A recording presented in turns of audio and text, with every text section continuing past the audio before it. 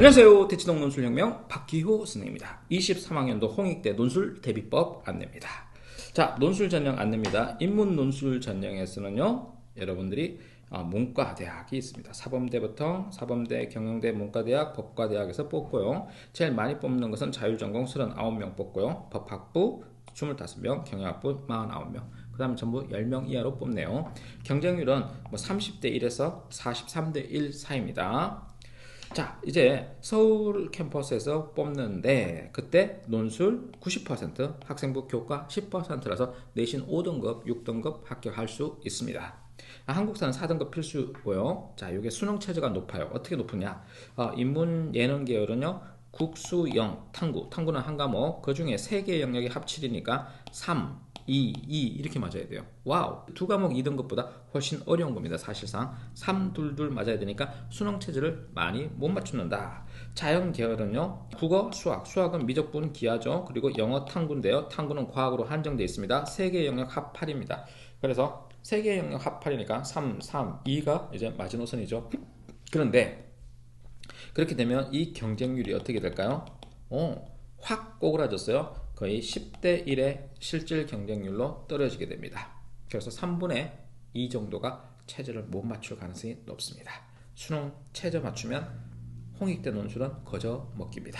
자, 논술고사는요, 10월 9일과 10월 8일 날 120분 동안 시험 칩니다. 원서는 추석 끝나고 곧바로 원서 접수하시게 됩니다. 그러면 원서 접수하자마자 한 3주 지나서 논술 시험 치러 가야 되니까 지금 준비하셔야 됩니다. 홍익대는. 자, 홍익대 120분 동안 시험 치는데 어느 논술? 문과 이야기합니다. 자료 해석 문제가 가끔 나옵니다. 두 문항 800자짜리 2개 빵빵빵 쓰는 겁니다. 자, 흑색 필기구 사용하는데 학교에서 필기구 줍니다. 그 필기구 사용해야 되고 수정액, 수정 테이프 사용 불가능, 교정부 사용하셔야 됩니다. 자, 논술은 주로 문과대, 사범대, 예술학과는 문제 1번에 곱하기 2배 2점, 문제 2번은 그냥 곱하기 1. 문제 2번에 대해서는 경영학부, 경제학부, 법학부가 곱하기 2배점 2배, 문제 1은 그냥 곱하기 1 해서 배점을 줍니다. 그러니까 자기 전공 영역에 배점이 높으니까 네가 인문계열이야, 그럼 1번 엄청나게 시간 많이 투자해서 제대로 완벽하게 써라 이거야. 네가 법과대학이야, 경영학과야, 그럼 2번 문제부터 먼저 풀어. 2번 문제 온 힘을 다 집중하라 이 말입니다. 자, 주로 문제를 정확히 이해했는가, 제시된 질문에 대해서 답변을 하고 있는가, 이런 것들을 물어보고요. 여러분한테 선지식, 배경지식, 도식화된 그런 내용 묻지 않습니다. 그리고 여러분의 개인적인 이야기나 주관적 평가 쓰지 마세요.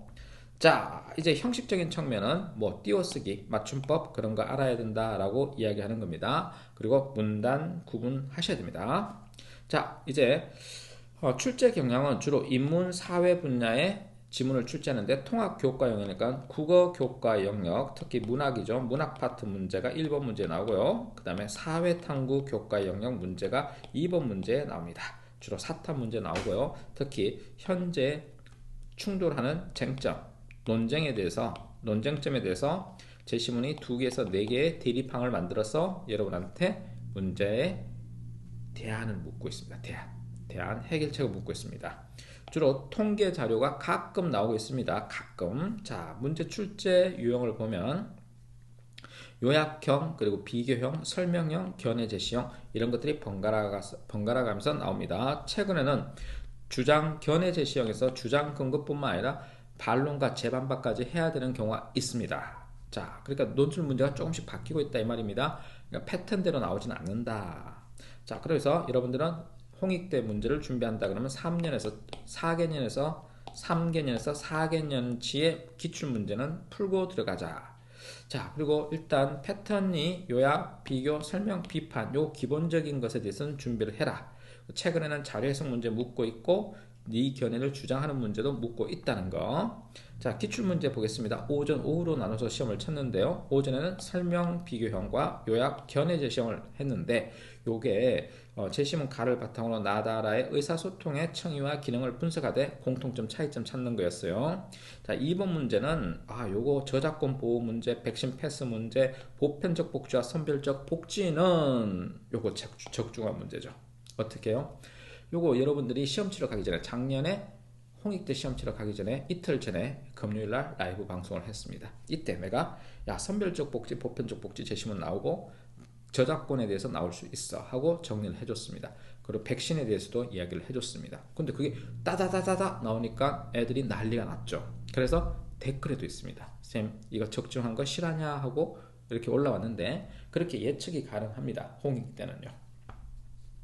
자, 이제 오후 문제를 보면요. 인간과 기계의 관계에 대해서 분석하는 문제가 나왔고 합리적 선택의 의미를 설명하고 이를 바탕으로 바의 두 가지 관점에서 사와 아에 나타난 갑과 을의 사례를 비교하는 문제가 나왔는데 자, 이건 뭐예요? 국어 문제, 이건 뭐예요? 사회탐구 문제가 나왔다는 겁니다.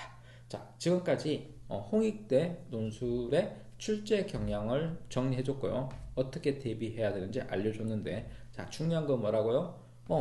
홍익대는 문학 문제를 잘 해결할 수 있어야 된다. 1번 미학적인 문제와 문학 문제가 나와요. 미학에 대한 것도 나오죠. 자, 2번 문제는 사회탐구 문제가 나와요. 뭐 사회문학, 윤사, 생윤, 그리고 경제, 정법 이렇게 해서 충돌하는 논쟁점, 현재 사회 이슈에 대해서 나오고 있다. 그래서 시사적인 쟁점도 알고 있으면 도움이 될 거다 하는 겁니다. 자, 지금까지 홍익대 논술 대비법에 대해서 박기호 선생이었습니다.